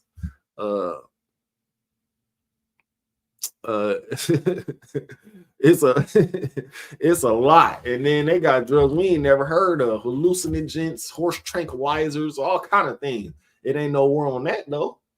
They ain't running in their neighborhoods and getting them. They want us to fill those jails. But man, I got totally off topic, man, because that it kind of triggered me by mentioning the war on the drugs, man, because that's all they want to do is put it in our neighborhoods and make it seem like we bad. Like back in the 60s, I mean, back in the 40s, 50s, and 60s, we didn't own no boats or no planes.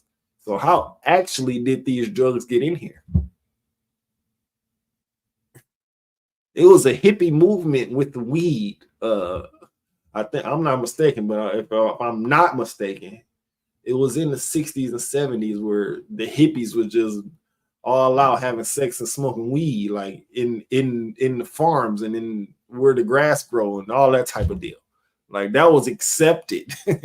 But when they get in our community, oh, it's a war on drugs. We don't like these smoking weeds. Oh man, you know what I'm saying? It's that's why you have to leave these things alone, man. Because we looking over our shoulder and our back when we do the drugs, when they not doing the drugs. So how about we all, as Blacks, Hispanics, and Native Americans, just stop doing the drugs?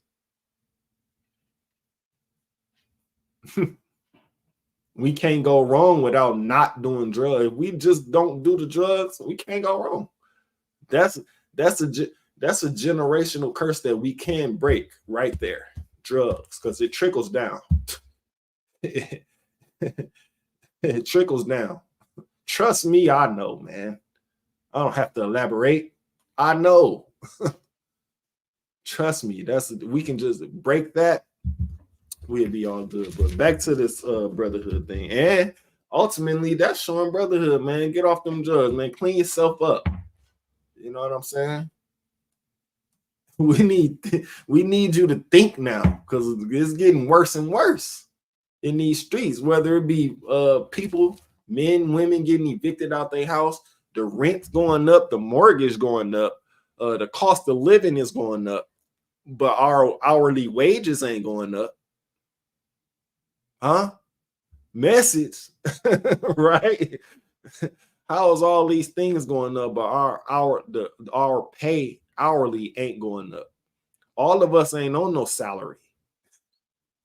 Most of us ain't on no salary. Some of us, like as far as the Hispanics, they still working $10 hour jobs.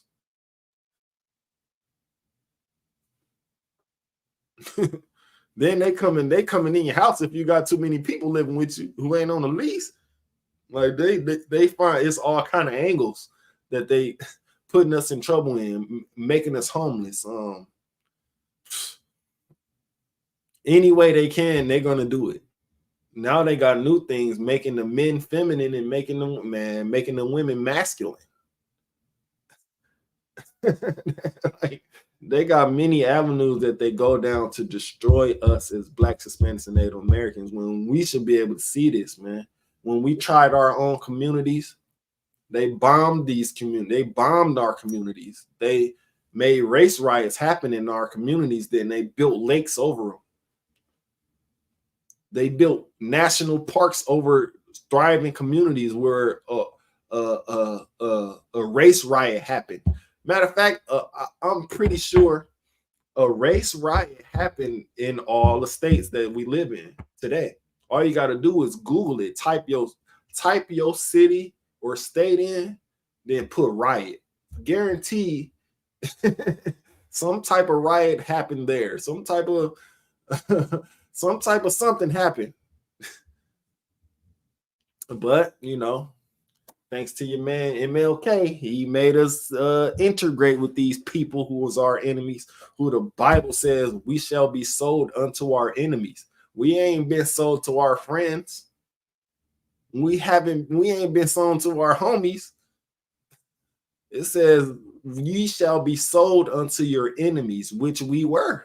These people are our enemies, and still to this day, even all the way back before they were even before us, or when I say us, I mean blacks. And when I say them, I mean Esau. Biblically is Jacob and Esau, right? Esau is the progenitor of the white race. Jacob is the progenitor of the black, and I was about to say dark races, but some of y'all simpletons will get include. Well, that mean Africans, right? Well, that mean the dark skin. No, that don't mean Africans. But this it's been a lifelong fight since Jacob and Esau. They were fighting in the womb. If I'm not, let me go to that real quick before I move on. I think it was Rebecca. Rebecca was asking the Lord, like, why if I'm blessed, or she said something like, if I am thee, then why am I troubled in the womb? Man, they was going down in her belly. They were fighting in her belly. Right? Okay, I'm glad.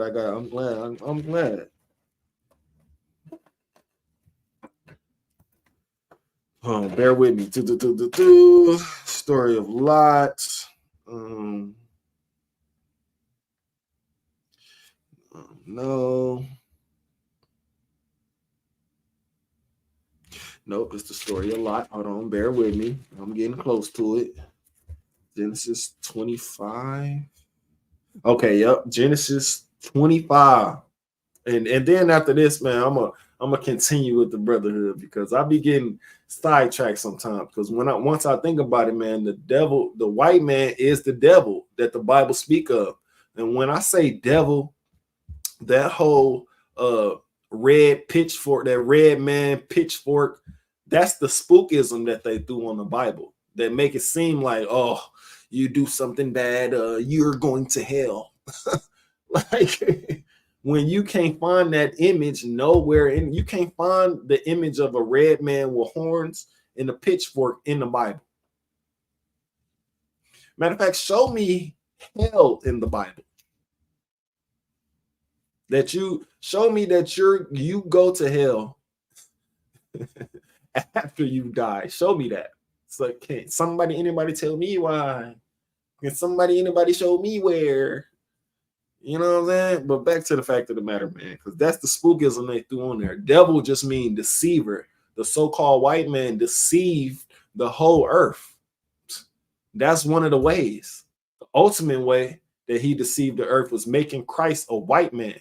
When you can't find that image in the Bible nowhere, in Revelation it says his skin was as unto fine brass, and then it said as if it burned in a furnace, so even darker. Brass is like a, man, I wish I had a penny on me. You like the penny, right? And then burn that penny in the furnace, it turns even darker than that. So that's why we say that the white man is the devil that the Bible speak of. Devil meaning deceiver. That's the ultimate deceitfulest thing that you can do, is making Christ white. Deceiving. When some of our parents and great grandparents and grannies and things of that nature got this image in their house, right next to who? Obama. Right next to who? Martin Luther King. Like, these people, man. Lucky, man. But let me read this story about Jacob and Esau, because like I said, Jacob is the progenitor of the so-called black man in America, which are Israelites. We are not African. Esau is the progenitor of the white race. That goes for German, European, what else they call themselves? Italian, all these words other than Esau, which is what they are, right? Let me read this. This is the book of Genesis chapter. And Ma, if you're still on here and you hearing this, can you just put something over your head when I read the Bible, please? Thank you. The water. The book of Genesis chapter 25 and verse 21. And Isaac intrigued the Lord for his wife because she was barren. His wife was barren. She was pregnant, and it was Rebecca. See, my memory is coming back, right? And the Lord was intrigued of him, and Rebecca, his wife, conceived, meaning she was pregnant, right? Verse 22. And the children struggled together within her. Like I said, these two people was fighting in the womb, like hand and fist, messing Rebecca's stomach up, fighting, turning every which way. And you know, I don't know if y'all ever seen a pregnant woman, but when a baby kick, the kick comes out the belly like, ah. So like, yeah, the foot comes right out the belly like, or when they punch, the foot comes out of the belly like, so you can imagine how Rebecca's stomach was when these two kids was fighting in her womb.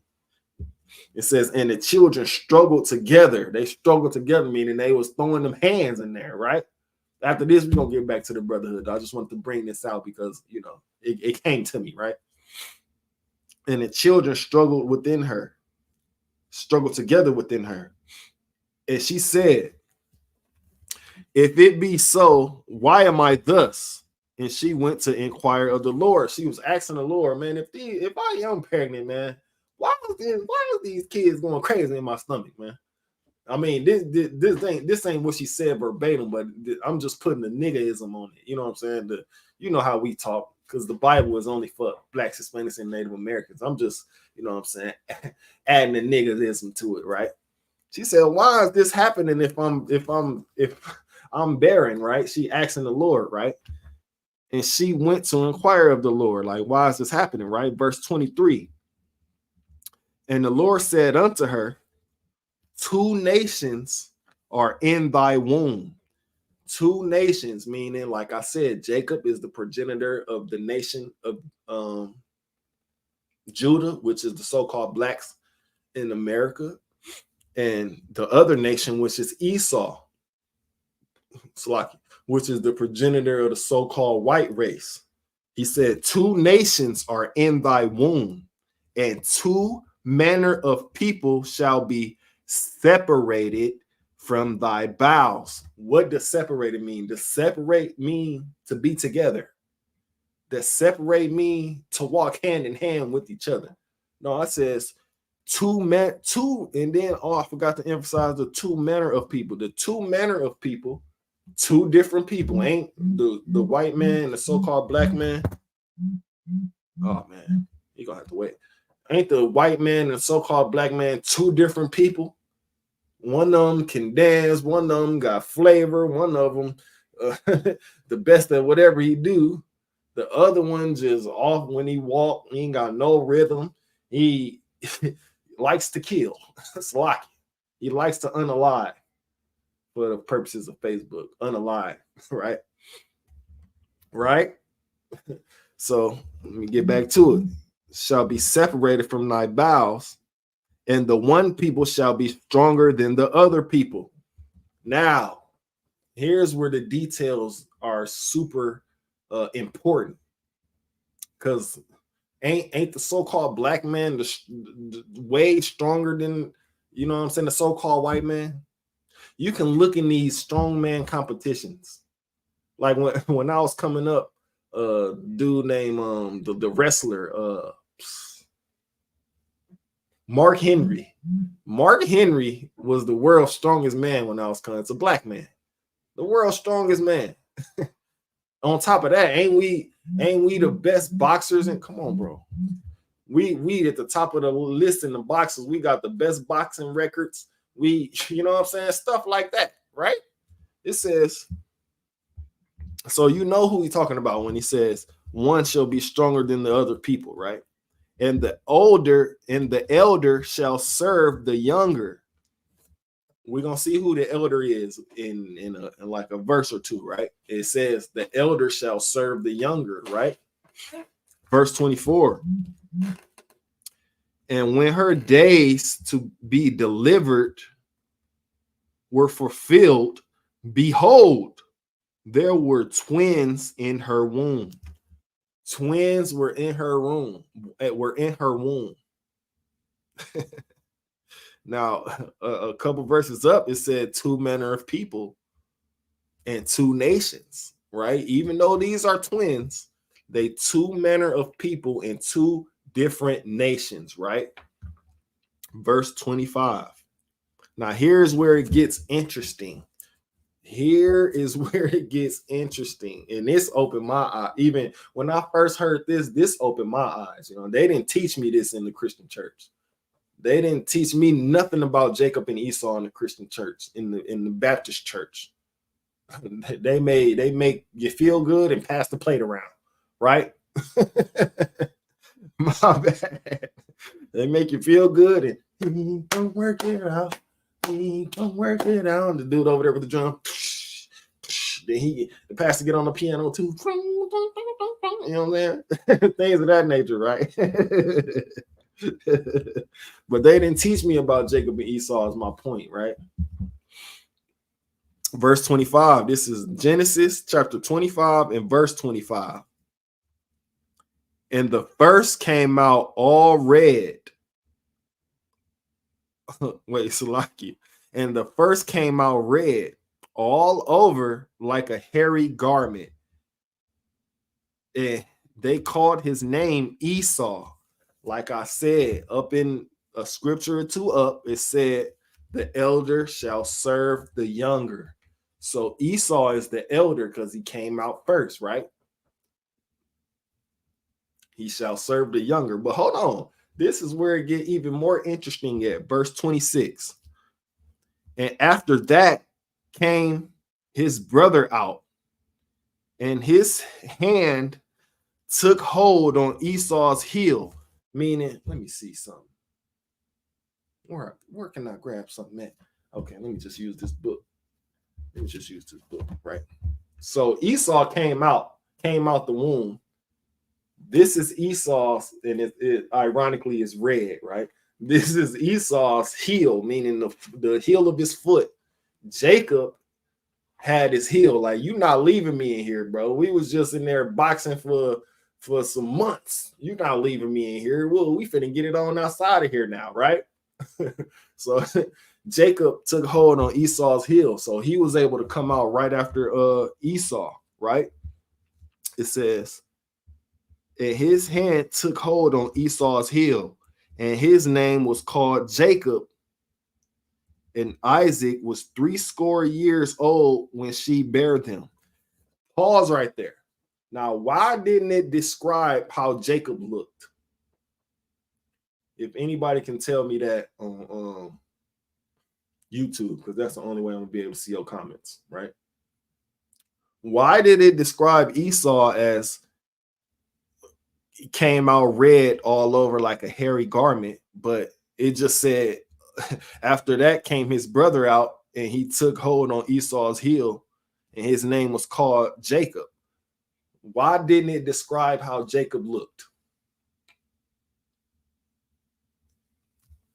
Y'all want a little bit of second real quick?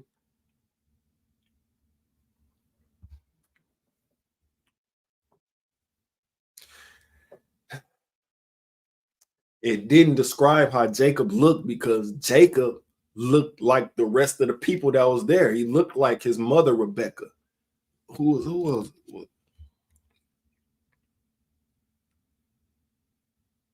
He looked like Isaac. Wait, hold on.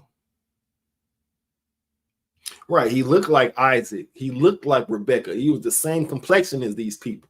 But they had Esau. Esau was red. That's why the so-called white man, he deceived even that, because he's not white. This paper is white. Esau is red.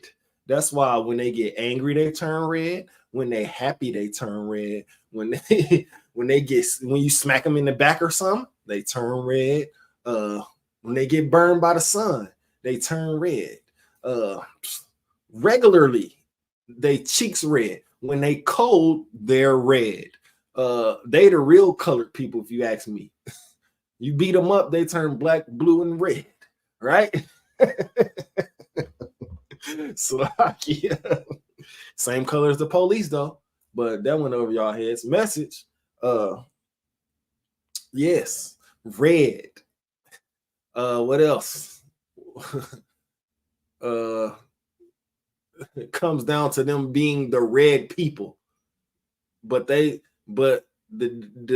definition of red and the definition of white is not it doesn't coincide with each other. So they chose to be the white people. Because why? If you look at the definition of white, it's all pure and holy and thou art thou, right? But then if you look up the definition of black, what is it? It's like a black hole. It's like a dark entity. Is, you know what I'm saying? The negative definition of stuff. You know what I'm saying? So y'all have to watch out for these people, man. They deceived in everything they do. Even in this military, they start wars with people, then go over there, wipe out like villages of innocent people who ain't got nothing to do with the war. They just doing this to take over the resources of that land. i.e. the war in Iraq. I don't want to get into so many conspiracies of that, but in Iraq, they had the oil at the time, or I think it either was gas or oil, right? So they blamed bin Laden for taking the towers down just so they can have your son, your daughter, your niece, your nephew, your father, your mother, who is in the military, go hundreds and thousands of miles away in Iraq to go unalive a whole village of innocent people, to go threaten some people who ain't got nothing to do with what they really trying to get out the land, which is oil, when they could have bargained for that, and nobody could have died off from that. You know what I'm saying? It's ridiculous, man. It's totally ridiculous. And what's the war that they got going on now? What do we have to do with the Ukrainian and the Russian war? What do we have to do with that? Why are we sending money over there? They didn't send the Ukraine, the Russians, they didn't send money over here when we was in slavery, but we happily go fight for their militaries. We happily go, you know what I'm saying, do something that benefit them and not us as a nation of people. Remember, it said two nations. We are a totally different nation than Esau. And let me just read this last verse, because this which is verse 27, but this is going to put it all in perspective, right? On how Jacob and Esau turned out and how we are today as people, right? Verse 27. Oh, wait. I think let me finish that because we got to finish. It says, and after that came his brother out, and his hand took hold on Esau's heel, and his name was called Jacob, and Isaac was 80 years old when she bare them.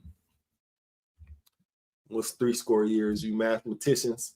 You know what I'm saying? We lived way longer back then because we didn't have things that mess with our immune system in the food. We didn't have cigarettes, weed. We didn't have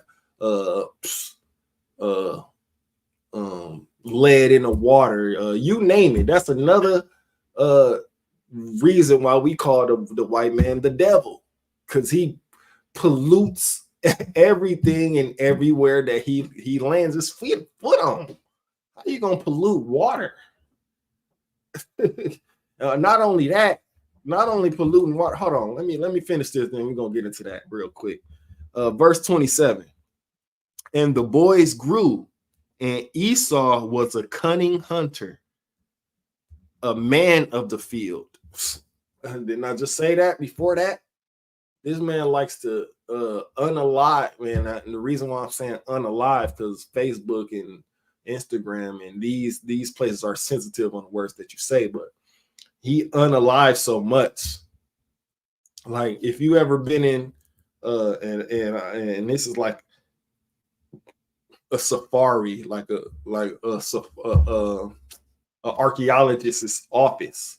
Like they got plenty of animal heads on the wall of things that they hunted, like they're killed, so to speak. The things that they unalived, they got their heads as trophies on the wall. Like it says, Esau was a cunning hunter. You don't see that in no black man's office. You might, in a black man's archaeologist's office, you might see like a rock, a fossil, other things. Not no millions of heads of things that they hunted. No, you won't see that because Esau is the cunning hunter. Esau got his military in certain areas when the war in that area been over, but the database still over there. Why? Because they waiting on something to pop off over there. They just waiting and watching, right? It says Esau was a cunning hunter, a man of the field, and Jacob was a plain man dwelling in tents, meaning he stayed to himself. Jacob stayed to himself, man. We're gonna go in this tent, man, make up some stew with these herbs. You know how we do, man. We as blacks, Hispanics, and Native Americans, even though this just talking about Jacob though right here, as blacks, Hispanics, and Native Americans, we gonna stay to ourselves. We gonna go over here and whip this herbal tea. We gonna mix this soup. You know what I'm saying? Melodies on how to stay healthy. You know what I'm saying? Meanwhile, Esau out there just unaliving the earth and the animals on the earth, just to bring them back for a trophy, man. That's you can't make this up. This is, and that's how it is today, right? Except today, some of us, as being Jacob, as being Judah, which is the black man in America, we can be bought because we want the things that we were never never had as kids, or you know what I'm saying? We can be bought, meaning you can pay us a certain amount to push a certain agenda. That's why you will see a male with fingernail polish. You will see a woman on TV somewhere talking about an abortion, talking about it's okay to get an abortion. You will see a male on TV dressed as a woman. You will see a woman on TV promoting lesbianism, but still getting pregnant, like the brat. Like, come on, man. They promote confusion in here. So you have to be wise enough to teach your kids, hey, man, this is not what you do. You're supposed to be able to condemn the negativity that this what you're supposed to protect the innocence of your kids, protect their eyes. Certain kids, I said certain kids. I mean, certain things ain't meant for a kid's eye to see at a young age. It can traumatize them. It can, no telling what it can do. And that's why and this is gonna lead to another story. So I'm gonna just sidebar this one real quick. Giving a kid a cell phone at 9, 10, 11 is very dangerous. It's very dangerous because they got the Google thing at the tip of their fingers. Nowadays, these kids don't even ask the parents what stuff mean no more. They just go straight to Google. Well, I'm gonna just Google it myself, and right? Ain't no telling what they watching because they watching these podcasts, not the podcast. They watching these streams, these kids streaming. They talk about all kind of nasty stuff on there. So next thing you know, your kid hears something. Oh, what that mean? But they ain't gonna ask you. They gonna ask Google. They gonna ask Google. Hit images. Now they done seen something that they can't unsee. You know what I'm saying? So protect your kids' eyes and the images that your kids see. Ask kids, because once they lose that innocence, then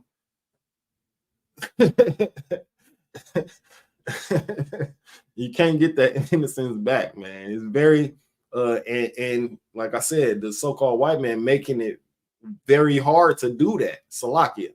pause if necessary, making it hard to protect because Google is on every phone, right? You don't even have to download Google.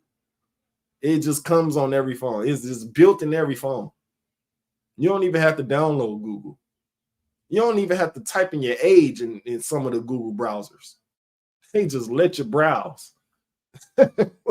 It's very dangerous out here, man. Y'all be careful, man. And like I said, man, I'm gonna reiterate what I was talking about earlier. You move in a new neighborhood, get to know your neighbors.